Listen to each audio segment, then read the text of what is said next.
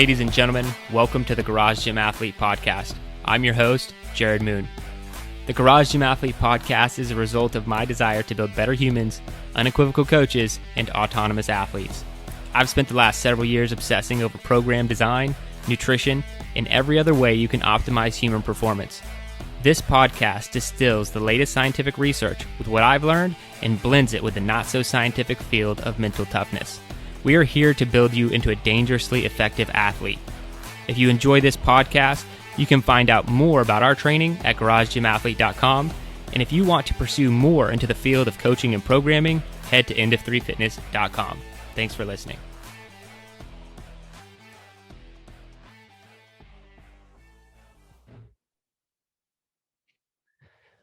All right, ladies and gentlemen, welcome to the Garage Gym Athlete Podcast. We have the team here, the core team, Ashley, Kyle, Joe, myself. Everyone, how's it going? Good. Grand. Fabulous. So we should just get right into it then. Let's dive in. Absolutely. No yelling on the bus.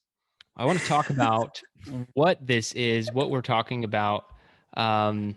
We are doing a 3-part series, and we're calling it the Weekend Warrior Fueling Series. This is part 1 of 3 because it's a 3-part series. And today is all about carbohydrates. And the purpose behind this series, or over the next 3 weeks, is just to dive into fueling strategies a little bit more for your weekend events. Not so much your Garage Gym Athlete daily training. We might mention that here and there throughout this, but that's not the intent, because it's just not as applicable.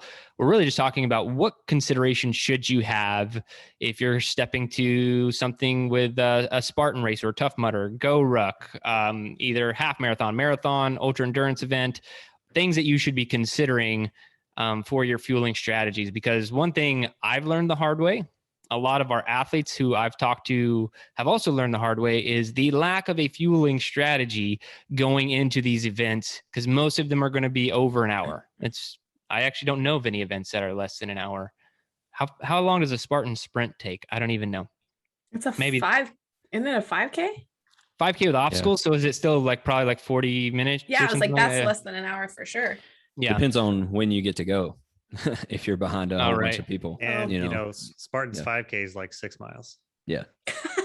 Yeah. So really, we're talking about things longer than that, and which are going to be most events. I'm not signing up for anything that's going to be less than an hour, because I feel like that's just a waste of time. So anything we're going to be getting into all of that and having that fueling strategy, because if you are one of our athletes, you probably don't think about fueling that much in your daily training, like we're talking about. And so when you do walk to one of these events on a Saturday or Sunday, you're going to get slapped right in the face because you just didn't realize that it was more important than you realized. And so today, all about carbohydrates. The name of the study is Nutrition and Supplement Update for the Endurance Athlete Review and Recommendations, and it was done in 2019. And so this week is carbohydrates. I think next week we're going over protein, and then we'll be talking about hydration and supplementation. So those are the direction we're going. But today is all carbohydrates. And I have so much I've pulled. And that's the reason we're also breaking up one study into multiple, that I'm almost overwhelmed that I might just say nothing. So I'm kidding. We have, they pulled studies from 1980 to 2018. They had some criteria because it is a review. It's not a meta-analysis. They ended up with 52 total studies, and then they come out with all these recommendations. Ultimately, carbohydrates for moderate, high-intensity ultra endurance. They talk about that.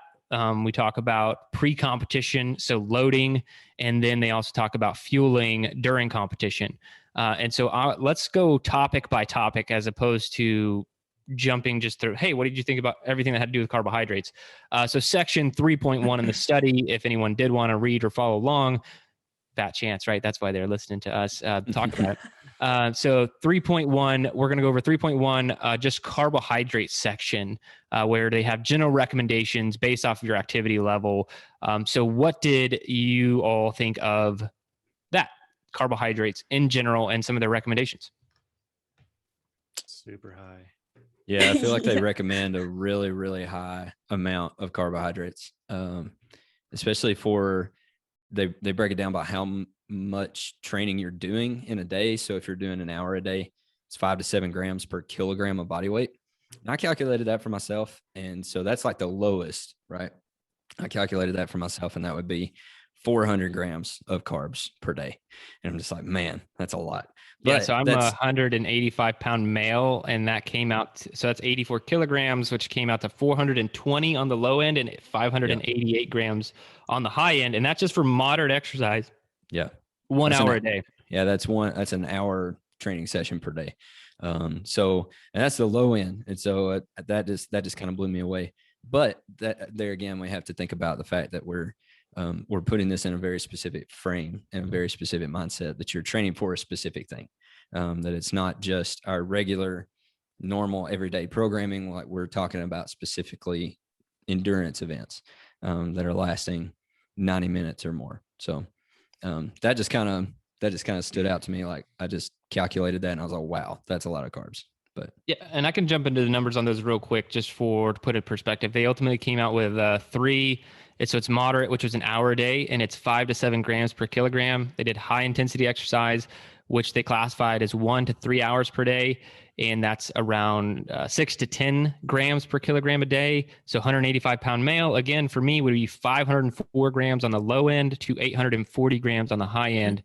And then ultra endurance, which they classified as 4 to 5 hours of moderate to high intensity exercise every day, may need up to 8 to 12 grams per kilogram of day, which again, 185-pound male would be 672 grams to 1,008 grams of carbohydrate. And to put that even more in perspective, if I'm consuming 1,008 grams of carbohydrates are 4 calories per gram. I'm consuming over 4,000 calories of just carbohydrates before we even talk about fat or protein in my diet. So that is insane. It is a lot. So much. I'm not trying to I've also never worked out for 5 hours a day every day of my life. I do know when I have done like a 100-mile cycling race or these longer ones, I could easily eat 6,000 calories that day and it's not a problem. So sure. I'm not saying that these people are wrong. I just I've never experienced that level of activity on a repeated basis in my life. So in perspective of like, holy crap, how could I ever eat 1,000 carbohydrates in a day? That's what I'm thinking about my average day working, 1 hour training session. But if we were to be talking about an ultra endurance event, hey, maybe that's perfectly okay. Because to be honest, if you're doing an ultra endurance event, you're probably not actually going to consume that much protein or fat that day. Right. You probably just won't even be able to. So it will be predominantly carbohydrate heavy on that day. So yeah, really, really crazy recommendations. What else? Anything else you guys pulled out from carbohydrates in general? Yeah. Sorry. Go. So I'll go. So the one last part was that they found, and when we were looking at this ridiculous amount of carbs, because then you still have to get your fat in. They still even looked at the fact that even after glycogen depletion happened, they found that endurance athletes can still run for 2.5 hours at 66% of their VO2 max. So that is becoming fat adapted after that, which to me was like a nod of, so you really don't need that many carbs, especially because in longer durations, you're probably going to be at a lower, zone 2, high zone 2, low zone 2 zone anyway. So, it was a shock with all the high carbs, but that was cool to see toward the end. They still acknowledged that, okay, even when you are depleted, because you're going to go for much longer durations, and if you do sustain a zone 2, then you can still go longer even after you are have been depleted for glycogen. Yeah, and that's something I wanted to hit on for the athletes as well, was the fact that we do a lot of zone training. If you have a heart rate monitor, we're always putting that in there in our training, what you should do, how to manipulate it.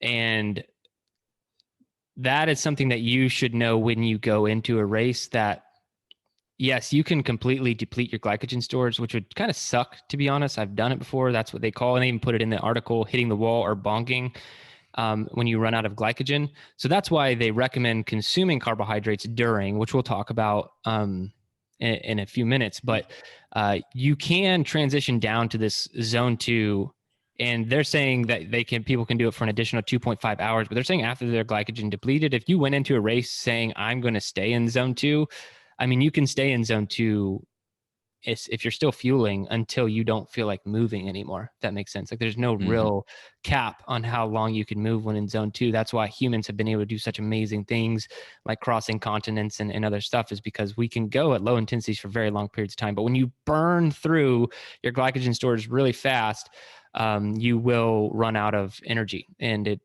sucks. I used to do it almost every time I got on my bike until I learned a little bit more about how my body works specifically and like where my glycogen stores were probably at. So yeah, you can maintain zone 2 for a long time. And typically race day is supposed to be a high zone 2 to zone 3 day.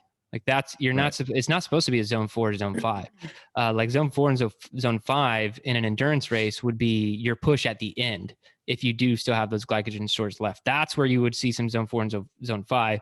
So if you're training for like a 5K, or let's just say the middle tier, like Spartan race, it's not like, oh crap, it's game day, let's go zone 4. Like you're going to burn out so fast.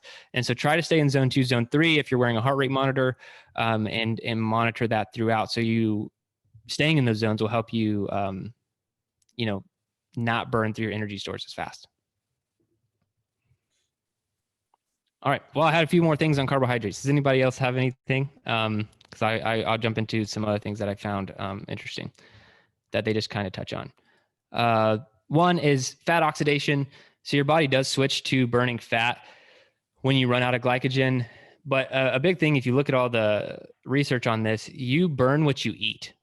Your body is not, your body's awesome, but it's not, your body gets adapted to what you run it through.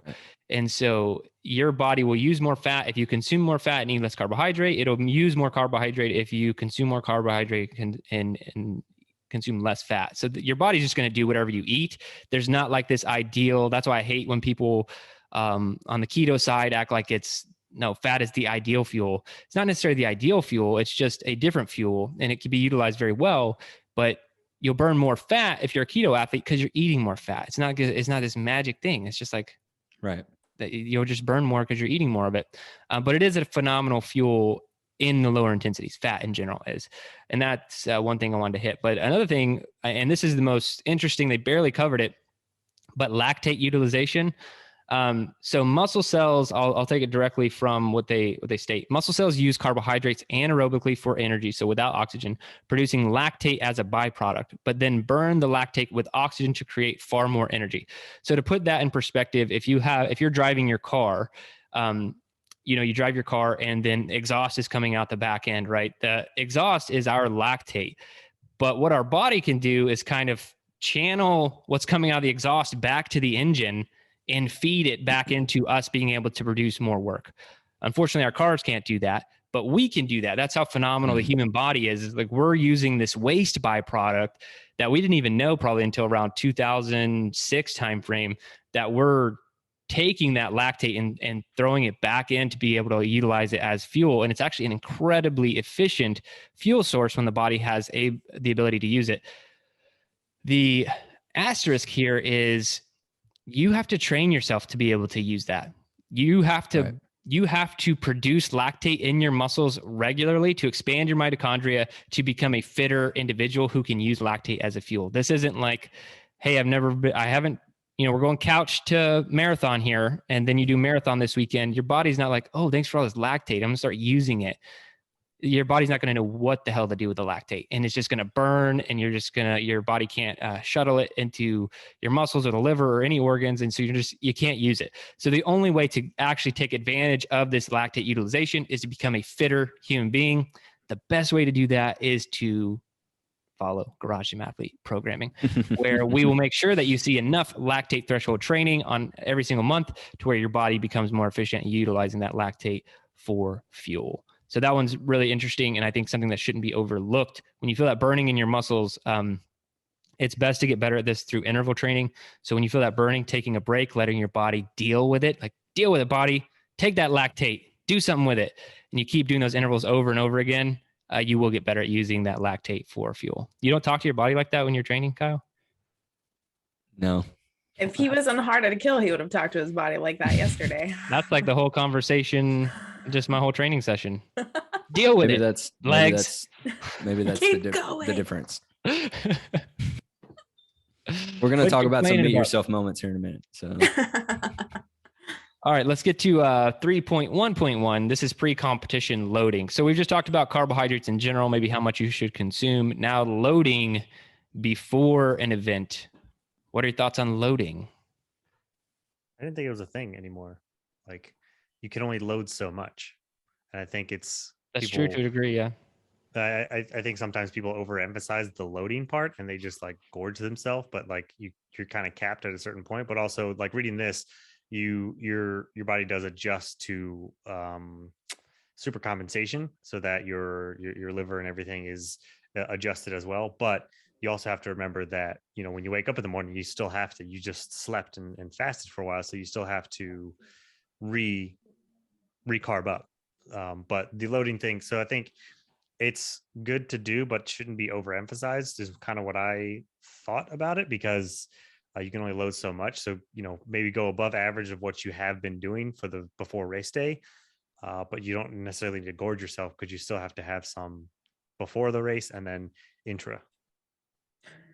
So to kind of like piggyback off of that, when people carb load, a lot of people like to do it the day before, or that's, especially like sports stuff. And I remember even in soccer, we used to go to someone's house and they would make us a meal every single time. So we didn't have to always just go out and buy meals. And it would always be spaghetti with like bread and whatnot. But this here says, if you're going to actually use that whole carb loading mentality and actually utilize it, it's saying 36 to 48 hours prior. It's not saying 24 hours before. So I found that very interesting too, of like, if you're going to go for like that big carb load, don't do it 24 hours before the race. And I like how they touched on the whole GI issues too, which kind of made me think, I'm like, well, if people are having gastrointestinal issues, maybe we should loading back off on the amount of carbohydrates that you are consuming, because clearly your body is giving you an issue of like, hey, I can't handle this. But yeah, that was my point on this one, I guess. So I tend to take the Michael Scott method and just have a bunch of pasta, like as I'm walking up to the starting line. Like, yeah, immediate. I think it's the best way to do it. It's immediately available. You know what I mean? It's just right there. No, I'm just kidding. I'm gonna do that at my next bike race. I'm just gonna show up eating pasta. Like, what, you've never heard of carbo loading before? Yeah, but just watch The Office. Like it was only 2 to 3% improvement, and so that was my biggest thing. All of that is like, note was like, is the juice worth the squeeze for this one? Like, it's not even. If it was like a 25% improvement, sure, but 2 to 3%, I'm like, I don't think it would do it. Give you the poops. Like that's yeah. I do. So I think for people like us, the four of us, I'll say, just because I'm familiar with most everyone's diet, we're not following the carbohydrate recommendations here. Like, I'm not consuming whatever my top end I said it was, like 500 grams of carbohydrates a day. I'm just not. And I don't think anyone here is following that recommendation. And so for us, I do think some sort of topping off carbo loading would be beneficial. It doesn't have to be to this 10 to 12 grams per kilogram, but more carbohydrates, let's just say more than you typically do. Like if I typically have no bananas, maybe I'll eat a banana, like just more carbohydrates than normal, but not like this, like, okay, 7 bananas, because I want as many carbohydrates as I can get. You're going to be in like a diabetic coma if your body's not accustomed to dealing with that. So just think in your head, what's my normal diet? I'm going to consume more carbohydrates than I typically would, like Ashley's saying, 36 to 48 hours before. You can start eating more. If you typically have a more low carbohydrate, say low to moderate, like most of us do, that way you can start topping off those glycogen stores. Because that was my biggest takeaway when I started really hard cycling, is that I think I run at this just super low glycogen state. Like, I don't think my glycogen stores are ever close to being topped off. I think that if there was like a meter, I fill them up to like 20% and they kind of stay there. I work out, they drop to like 5.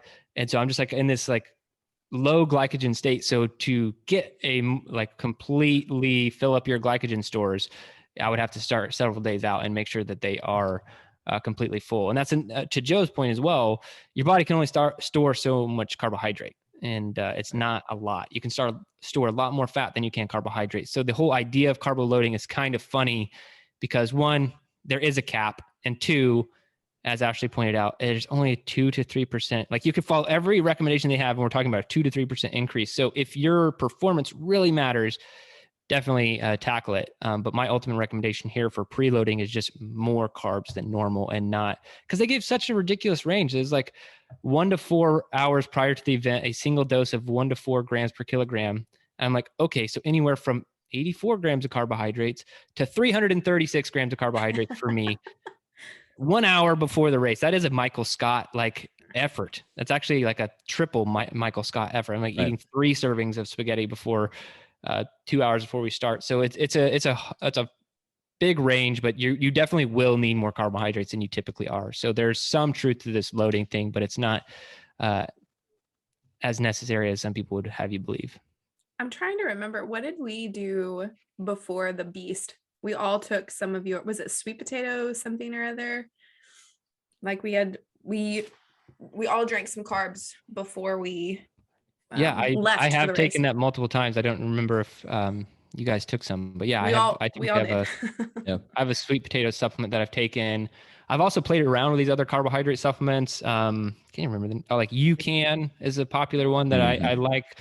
Or liked. I try to stay away from carbohydrate supplementation these days because it feels kind of stupid. It's just like eat an apple. Like carbohydrates are like the easiest thing to get on the planet, you know. But when you're in a race, I feel like that's a little bit different. But before, it seems easier just to eat some fruit. So yeah, definitely load up on carbs before, but don't go crazy. Before the Asheville one, we had a smoothie, but I think the Beast, I thought we had, or at least I had, like a peanut butter sandwich. And then it was just like, I know I just want something in my stomach, but I wasn't going to do anything crazy because I knew, you know, every 45 minutes or so, I'm going to be having like 100 calories. The salt biscuits. yeah, the salt biscuits. Salt I biscuits think I did something similar, like a peanut butter sandwich and maybe a banana or something too. But yeah, we had those Cliff Blocks and stuff for the fueling part. Probably which segues into our next one. Yeah, so we're talking about during competition, the fueling strategy for when you're in your event. And we're not talking about hydration, which is almost equally as important. So we're all carbohydrates today, but we will be talking about hydration in this series because I want to dive into sodium intake when we get to hydration, because I do think that there's a level of too much. There's definitely a level of too much sodium. I've hit it. I'd say 50% of the longer races I've done, I've taken in too much sodium, but you're just so scared to not, that you got to find this fine line. So we'll talk about that when we get into hydration. But as far as fueling during the event, just eating, if you listen to Chris Morgan's advice, you'd be eating Big Macs or whatever from McDonald's as you run.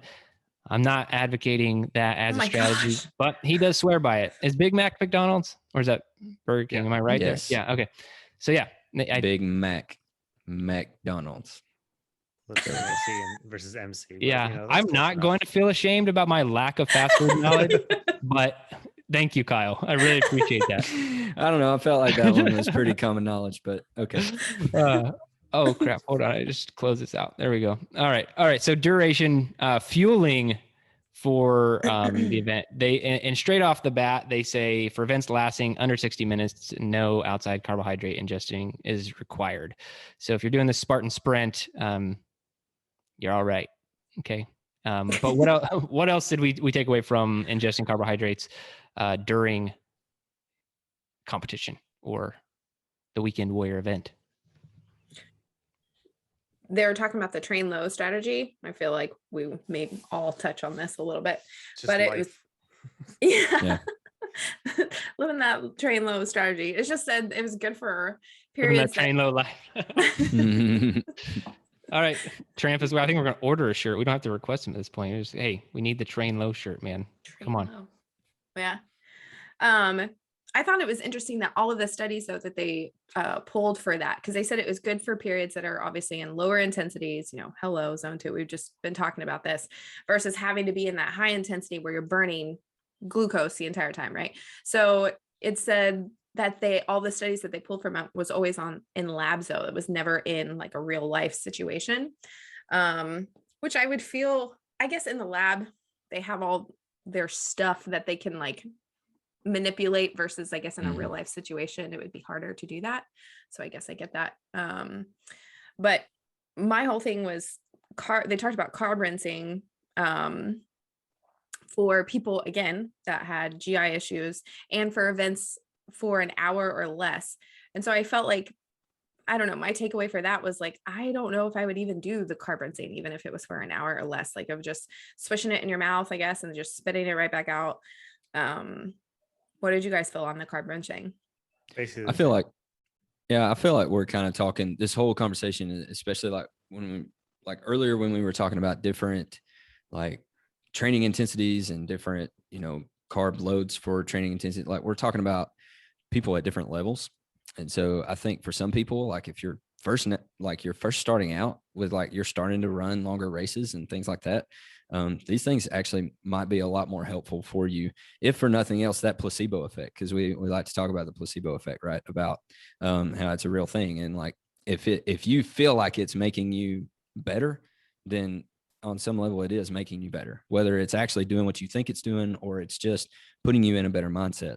And so I think for some people, especially when they first start out with doing endurance races and things like that, like trying the things, you know what I mean? Just trying all the things. It's like, here's the tips, Garage Gym Athlete podcast gave me these tips. Like, I'm going to try them, you know what I mean? And I'm going to see which ones work. And so like, I think starting out like the carb rinsing thing could work for you. But then I think you get to a certain level, you kind of work your way up to where you're like, well, I don't know if that was actually working for me or not. But I'll keep doing it, or I won't do it because I don't think it's actually working. So, but like to your point about the lab, like I kind of feel like it's almost like, I don't know if it's really like optimal, but it's just kind of like that mindset of, if we can do it in the lab and we can hook people up to all the things and we can measure all the things, this is like the optimal level of what we can push out of a human being. Versus somebody actually going in the field and running one of these races. Like the way you're going to be able to track the things and measure the things that they're doing, it's not going to be as accurate as in a lab. But like you have the lab, like this is the line, this is as much as we can push out of a human being. So everything that happens in the field is just kind of up in the air, and we're going to measure it against what we can do in the lab. And so anyway, that's kind of what I was thinking. But that, I think, especially for people who are just kind of starting out with this stuff, like we're talking about people at different levels, you know what I mean? And so some of this stuff legitimately works. Some of it it's kind of in your head. I guess they could take like blood work prior to, before, and then blood work after or something. They could stop them in the middle of the race and be like, hey, let's take some, I don't know. Yeah. I know they actually do blood lactate levels as you're doing like a VO2 max test and stuff.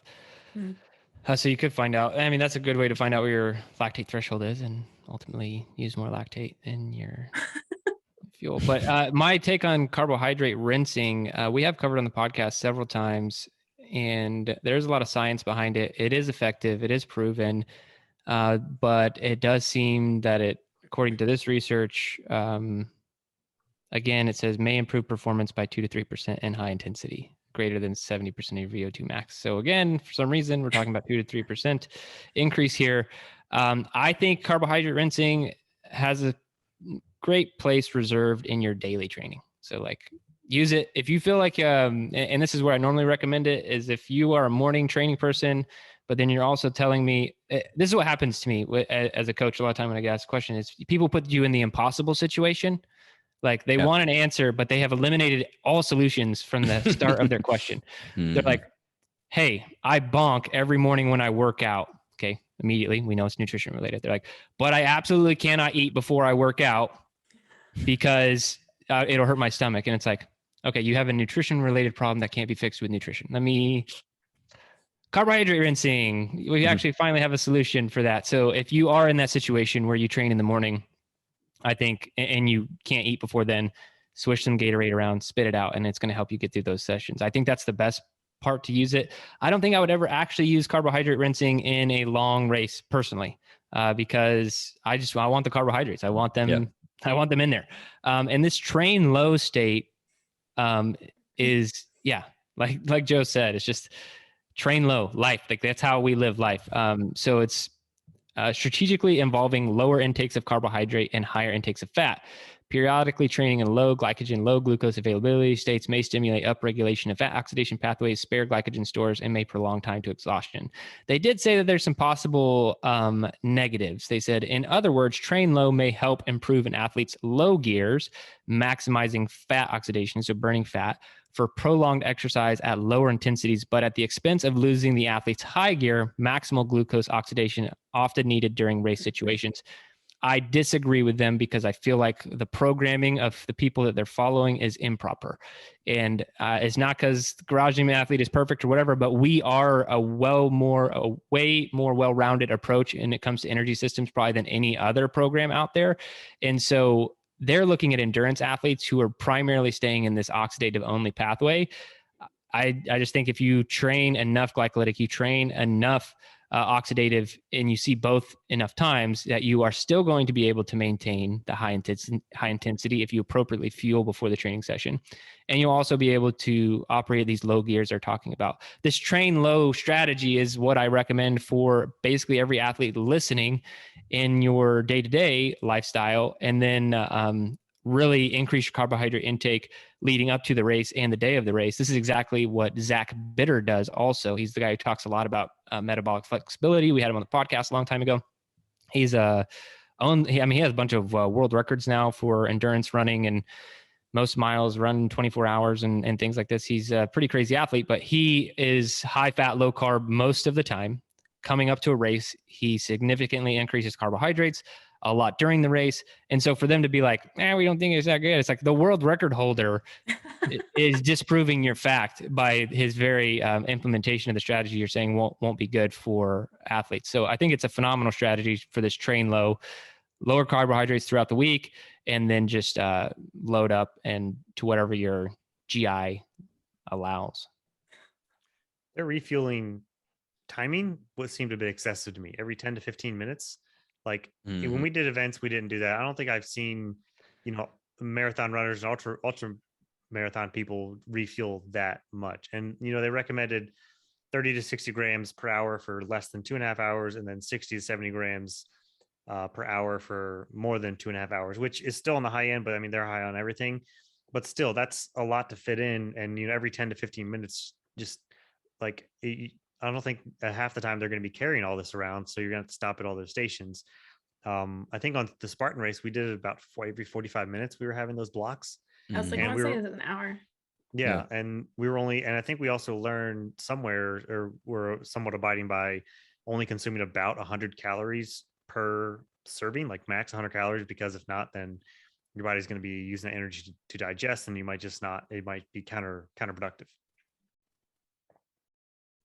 Yeah, and they talk about the maximum amount of grams your body can use. It says carbohydrate oxidation peaks at carbohydrate ingestion rate of 1.0 to 1.1 grams per minute due to maximal GI absorption at this rate. And Alex Hutchinson talks about this in the book Endure, and they mention it here, is like they're playing around with all these different types of carbohydrates because your body uses them differently. So like the difference between using, like fruit sugar, versus something more complex, and like fructose and glucose, and just going back, and they're trying to come up with these perfect fuels for endurance athletes as like more of a supplement that has like 2 or 3 different types of carbohydrates so your body can utilize them faster. And if you're at that level, to Kaio's point, then go for it. You might need that. That would be, the thing that might save you, make you a little bit faster. But for a lot of us, we're just trying to not bonk. We're trying to maintain our performance throughout the entire event. And so if you are consuming some form of carbohydrate throughout the race, you should be fine. And I learned this the first time I did the 100-mile bike race. I think I stopped at like every station. I don't know why. I just was like, I had never done an event like that before, but they start out like there's a station like every mile to 2 miles. And then after mile 50, it's just like every 10 miles, every 15 miles, you get a break. And then I just remember stopping like the first 4 times, and I'm like, what? Why is everyone eating a donut? Like, why do we need why do we need to stop so much? And like, that's honestly what's happening in the first half of that race is like, you're stopping, they've got Gatorade, they've got snacks, they got all this stuff. And it's just like, this seems a bit excessive, but people, Donuts? they have Seems like donuts. that should be reversed. They have donuts and like all sorts of crap on the first couple of stops. Of That's that. terrible. Well, no, it's race day. You can do whatever you want. Well, I think they have a 20-miler bracket. So, Well, that's what's funny too, is all the people who are stopping and eating those donuts are the people who are not doing the 100-mile version. Yeah, they're stopping at 20, they're stopping at 30. And they're like, yeah, donut ride. I need 3 donuts before I burn my 200 calories for the day. So yeah. Talk about GI issues. My gosh. Yeah. But I think the only time I would do the carb rinse is like as an alternating between refueling. And that's the only thing that I would probably integrate it is like an alternating, but not like, it's not going to be your prime thing. It's just hey, I'm going to do this in 15 minutes, maybe as like a holdover until I actually fuel. Yeah. And then one of the last things from that section was I was unsure why, but it took me by surprise to saying that they should consume 10% less during heat. And that seemed odd to me because I feel like your heart rate's going to be higher. So consuming 10% less seems a bit, I don't know. I mean, I think you might be a little bit more sensitive, maybe GI wise or intensity wise because of it. But I feel like you're going to be burning more in the heat. Or it might be because of just stomach volume. You need to drink more water, which, we might find this out in the hydration section, but you might be drinking more water. So your water and sodium, so carbs, you might not, stomach might not be able to handle as much volume, but that was kind of curious. Yeah, I'm not going to be able to find it on the spot here. I have the book. I was like, someone has a textbook out, so here we go. Yeah. Well, I was brushing up on a few concepts before this. Like to break a mental sweat too. The book that I really like. Here it is. They just talk about calories in general, and that you should consume 35 to 68 calories per kilogram of body weight. Cold, hot is 40 to 75. And then just comfortable temperatures is 32 to 63. So the book I actually like to reference a lot is the NSCA's Essentials of Tactical Strength and Conditioning. So I've been through the TSAC-F certification, and the reason I like it over their CSCS, their CSCS is pretty good too. Not from a programming standpoint, but we don't have the time. I'm not going to get into that. What they do talk about is just they have a lot of science behind why things work. CSCS is all about training these elite level athletes. And to be honest, it's such a small percentage of coaches and people who get certified. It's like it's supposed to be the most prestigious certification, but I think it's the dumbest one because it's like, oh yeah, like good luck on getting that Michael Jordan or LeBron James to sign up with you. It's anyway. So anyway, the TSAC one is great because it's all about training firefighters, military, and those are the most normal type of people. When they get into like what they should do when they're deployed and everything, that might not be as applicable, but when they're talking about daily training and all this other stuff, is the most realistic type of information they have. So I really like a lot of their recommendations. They still recommend the high carbohydrate stuff and everything else, but they have very similar thing about consuming less when cold, and I did find that odd as well. I think that's everything I wanted to hit on. So that's carbohydrates in general, pre-competition, load up, then fuel. Our recommendation is going to be definitely train low and then just increase as you get closer. As far as actual tactical, like what you should use, I mentioned UCAN. It's a little bit harder in the running races. If you have like water bottles, you can mix, but I think that's a good one. Fruit would be another good thing during the race. Do any of you have any other recommendations for what to consume during the race from a carbohydrate perspective? We use those little Cliff blocks. Yeah, the blocks. Yeah, the little and the only con with the Cliff blocks, like I mentioned, is going to be the sodium. So like that was like what I learned in that race was like, okay, this is a great carbohydrate source, but every time I pop one of these, I'm consuming too much sodium. Yeah. If I want to have the amount of carbohydrates I want, I'm going to have more sodium than I wanted, if that makes sense. So for sure, trying to find some sort of balance with less sodium and pure carbohydrate is something that everyone should take into account too. And killing comfort on this? I'll go For me, killing Okay. comfort would be just making an actual plan of the, and that's kind of what they were kind of talking about for the whole thing. But make an actual plan when you've decided to do one of these endurance events. Take your nutrition and your fueling into consideration and make it part of your training, and make it like you're not just getting the training sessions in. You're not just doing the workouts. Like all of it needs to go together. And especially when we're talking about like fueling during the race, like you need to train that. You need to train when you're doing training runs, when you're doing whatever it is, like you need to train carrying fuel with you and what that looks like and how that feels for you while you're actually doing it. And so to me, killing comfort, just do it, like do the work, make an actual plan and experiment with things, because like what we talked about, I mentioned the Michael Scott thing. Even in that show, like it's supposed to be comedic, right? And it's not actual advice, right? But it turns out really bad for him. You know what I mean? Like eating a plate full of fettuccine Alfredo right before you run a 5K, terrible idea, and they show that it's a terrible idea, even in this show. So make an actual plan would be my killing comfort. You should train with a fanny pack on. That's how you should carry your. Yeah, kill comfort by wearing a fanny pack. Like, just throw your dignity out the window. We were the best looking people out there. I maintain dignity with that thing on. Mine was my killing comfort. I said take our fuels course, because I feel like that's a fabulous way to start out. It goes over much more than just carbohydrates, but take our fuels course. And then I even put below that, I just said prepare for race day. So practice some of these carb methods before race day. Don't just like jump right in. We always say your goal is to meet yourself only, then go fasted. Why not? Good gracious. So yeah, that's my killing comfort. Run a marathon without training. Jerred did it once. I guess mine would be let Marco train you. There you go. Ooh, that's a meet yourself in itself. Are we just talking about killing comfort in general? Or was that to do carbohydrates? Well, yeah, in general, but with so that means either just with him or endure, because he definitely hits those thresholds, the lactic thresholds, a lot in his training, and it looks kind of painful. I'm about to talk about endure here in just a second. I've been on it 2 weeks and I met myself every day. So there it is. You just stole my whole thing. My killing comfort is I kind of figured the three of you would go that direction, so I had to pull up something obscure to not step on anybody's toes. But like you know us. Become turn your body into the machine that can use lactate as a fuel more regularly. That is probably the much harder thing to do.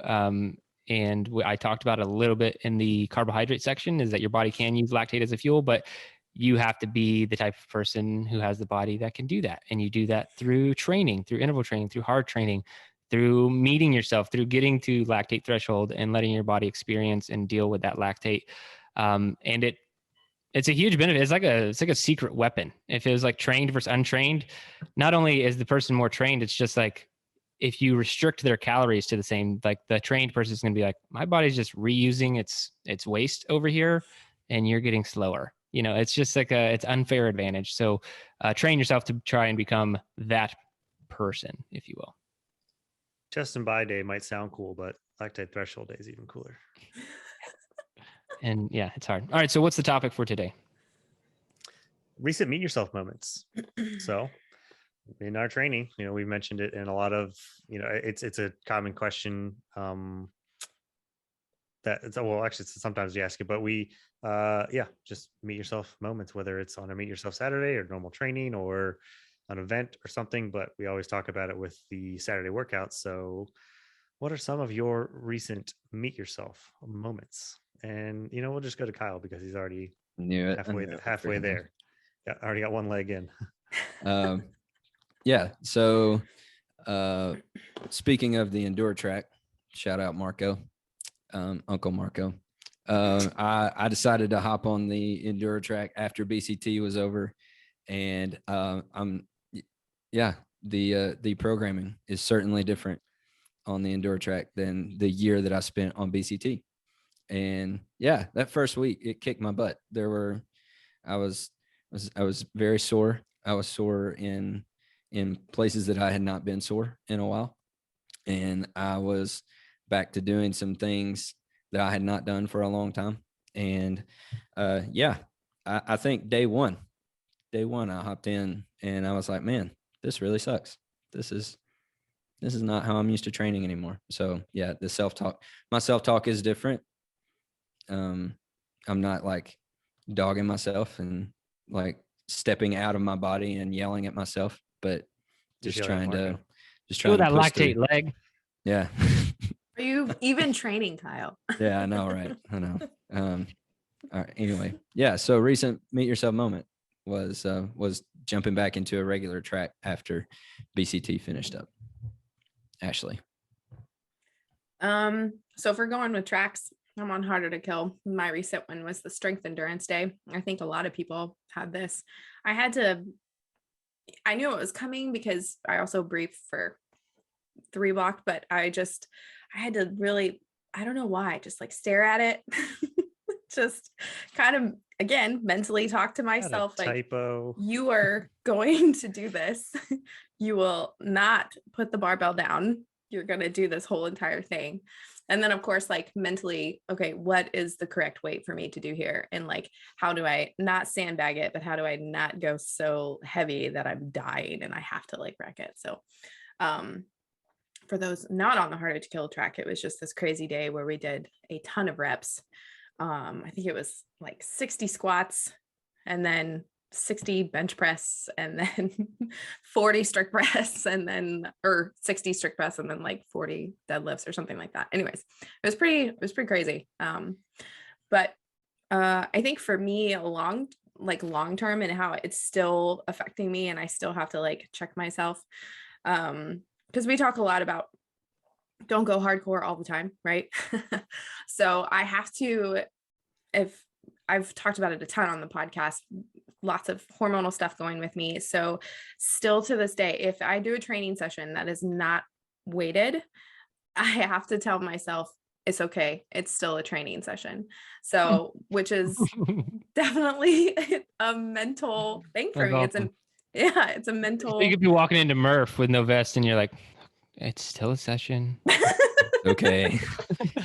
But I mean, it's so sad because I feel like even a conditioning day, right? But now my conditioning looks so different. Like my conditioning, I'm not tapping into that zone 4, zone whatever, so I have to tell myself, this is for the long run, right? You're in this for the long run. So you have to do this way and it still counts and it's still a training session and you're still doing good. So keep it up. So yeah, I'm trying to change my internal chatter because if I focus it on like, you used to be able to do this, like then it's no good, right? Because it doesn't matter. Like have to focus on where I'm at right now. So that's my meet yourself moment so far.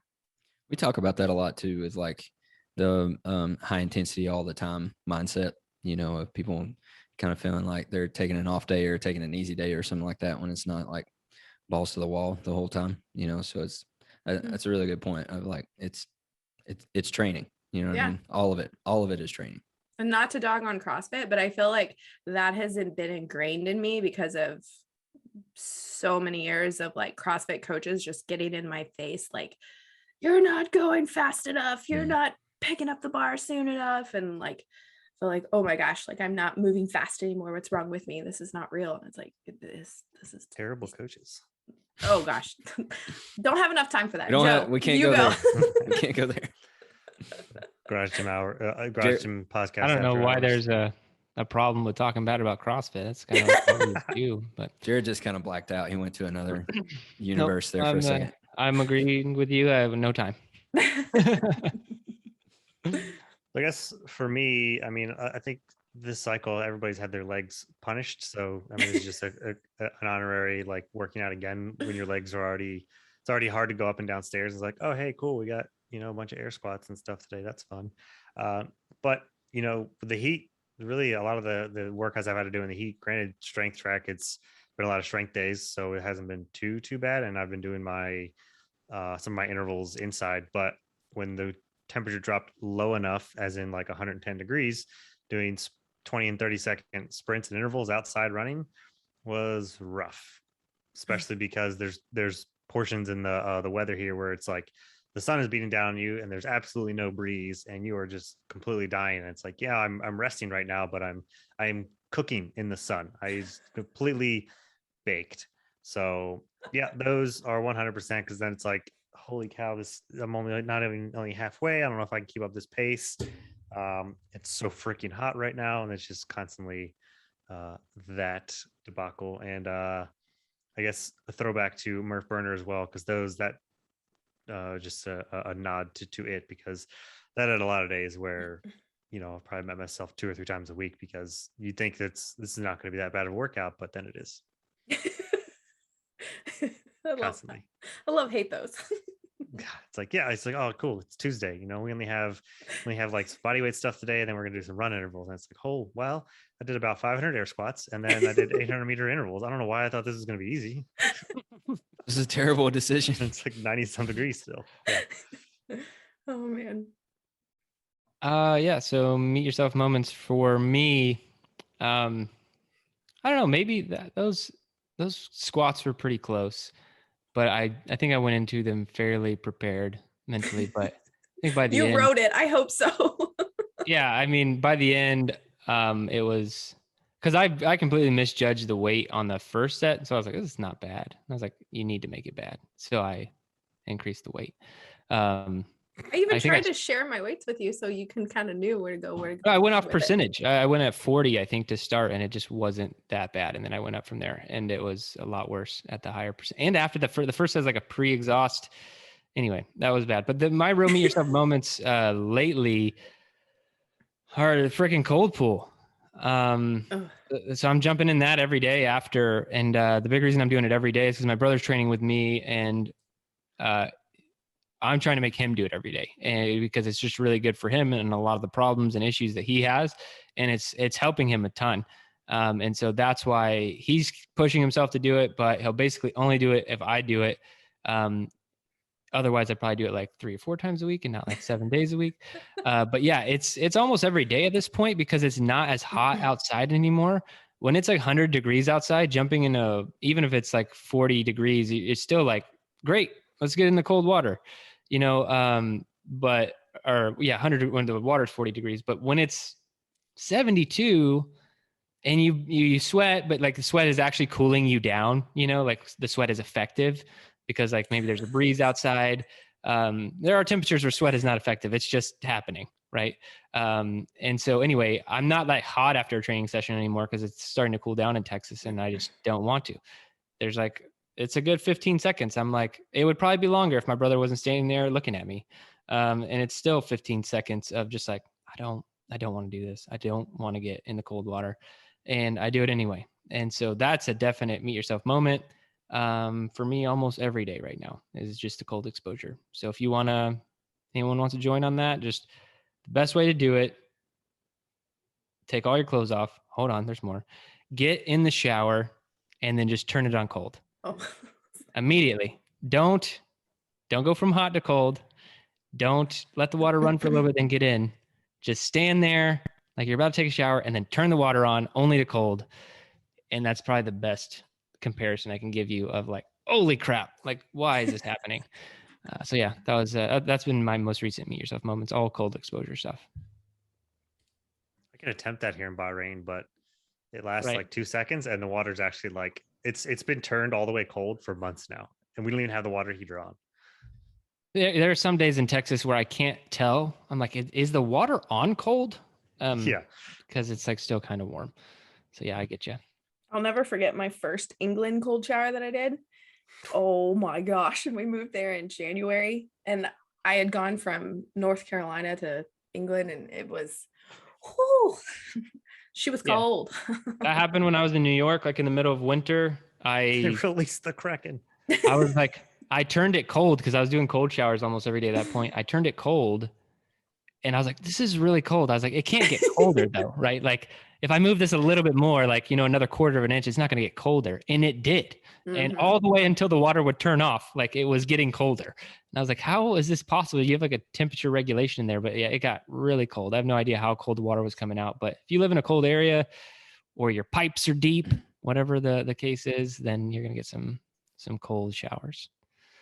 But let's talk about some 2K madness. Let's do it.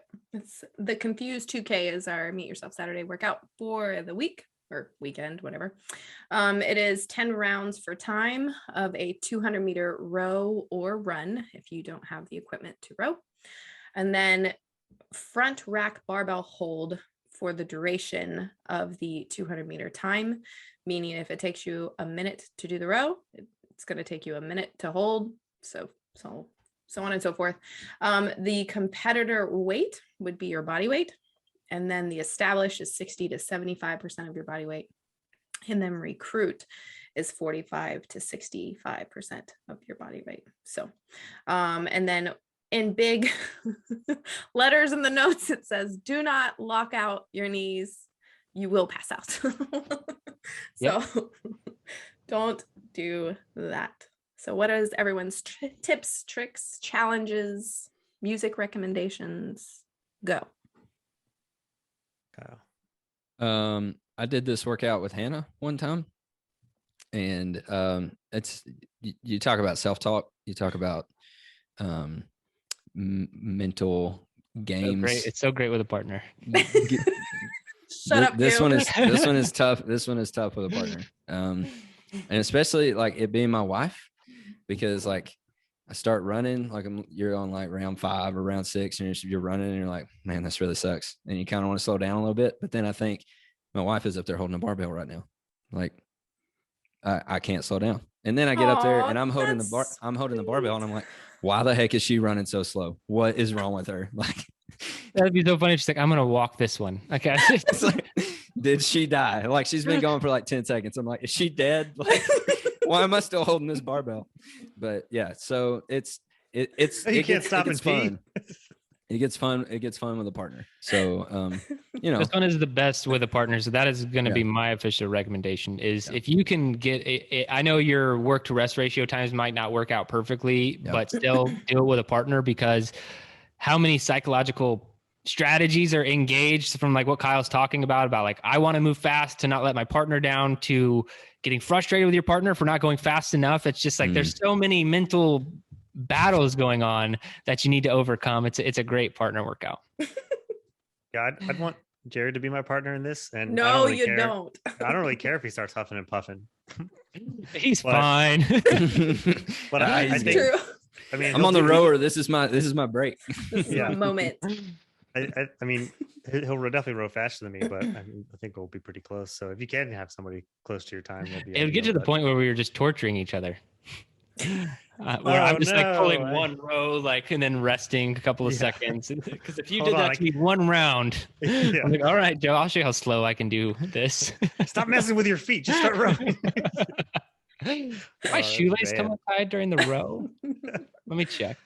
That front rack hold is pretty brutal. I mean, I think each cycle I program a front rack hold in strength, but I do it with like 135 or so, and like it's the first set is pretty easy and it's fine. And 200-meter row, that's probably a 50-second or so hold for me, at least, just speaking for me. And like body weight, that would be really tough. So scale appropriately for that, especially because when you're holding the front rack, it's all good, well and good at first. You feel fine, your elbows are high, and then your back starts to crinkle, and then the weight starts to go forward, and you're looking like a Cheeto. So scale that appropriately, just so, because in the beginning, the first couple of holds, they're going to be fine. They're not going to be that hard, but whenever any sort of weighted hold is going to have a decline. And like, the row might be a rest, but it's also not. Crinkle Cheeto back. And I did this recently with the Zercher holds and hard to kill track. And I think I did body weight or just above body weight, and that was pretty miserable. Nice. And they were 60-second holds. And the only thing that was sore the next day were my biceps from doing that. But I agree with Joe 100%. How you hold this weight is important. We always talk about engaging the core, not not letting that upper back break too much. Don't crinkle, if you will. You have to fight that intentionally before you set up, just so you know, because if your shoulder blades are already spread apart when you kind of get the weight into the front rack, you're not going to really be able to correct that as much. So try and set up when you're getting your collarbone under there, if you're doing it with the barbell, because you can do a barbell or 2 kettlebells if you really wanted to, right? So get it as close to your throat as possible, then set your shoulder blades. Try and kind of pinch them together and prepare your upper back for what you're about to do. And then when you stand up, you'll be so much more prepared. Your back is already braced in the right position, and then you can just only focus on holding that, right? Focusing on holding that effort. And that's probably the most important thing with doing this. And then also, as Ashley said, do not lock out your knees. If you're unfamiliar, this is very common in the military, especially if you've been through like basic training, any military training. When people stand at the position of attention for long periods of time, they unknowingly lock their knees and just pass out. You see it like the first day of basic training, people falling over left and right. You're like, what the hell is going on? And they're locking their knees and passing out and falling over. And it's no different here. It would happen to you, especially because if you go hard on those intervals, you're already going to be a little bit lightheaded, and then trying to lock your knees in the middle of a workout. I've never done it, but I'm sure the recipe is not good. And you don't want to fall over holding your body weight in your front rack position. So really very, very bend your knees a couple of times during the hold if you need to, like a miniature push press. Maybe just get the legs involved a little bit more. Make sure they're not locked out. But that's about all I have is form and don't lock. If you need help on your front rack position to get your elbows high, target your lats first and then your triceps. It's not your wrist that's not flexible. It's the bigger muscles. And if you need help making your partner go fast, just make some grunting noises. Act like you're suffering. So many psychological principles involved. Yep. All right, and Joe's out. That's time. That's all we got. That's all we got. All right, well, that does wrap it up for the workout. And give us some feedback, ladies and gentlemen, on the Weekend Warrior Fueling series. Maybe for our athletes in the Facebook group, that's probably where the feedback would be the best. Let us know what you think. We can do this. I actually have ideas to do it with other topics as well, where we can. Because if we were to just cover this study, we'd have to gloss over so much, because we want to keep these podcasts to around an hour. This one's already gone a little bit longer than that because we dove into more detail, but it's a level of detail that's helpful. We could do this with heart rate training. We could do this with a lot of different aspects. We could do this with zone 2. Hell, we could do it with one zone at a time, break it into 3 parts if we really wanted to. So give us some feedback if you like these deeper episodes on breaking down a topic, so you can really get some actionable takeaways, cut through the bro science, and reduce that information overload. And then also a 5-star review and positive comment. I haven't mentioned that in a while, but it really does help the show out. If you've been getting some value from this, whether you're one of our athletes or not, if you could go leave us that positive review, that 5-star rating, it really helps the show out. And we really appreciate it. And that is about it. If you are one of our athletes, thank you so much. If you're not, go sign up for a 14-day free trial. Pretty easy thing to do. Just go to garagegymathlete.com. And if you don't kill comfort, comfort will kill you. Gym Athlete Podcast. If you want to learn more, go to garagegymathlete.com. You can learn about our training. Let us send you a copy of our book, The Garage Gym Athlete, or you can even get featured on the Garage Gym Athlete podcast. Thanks for listening.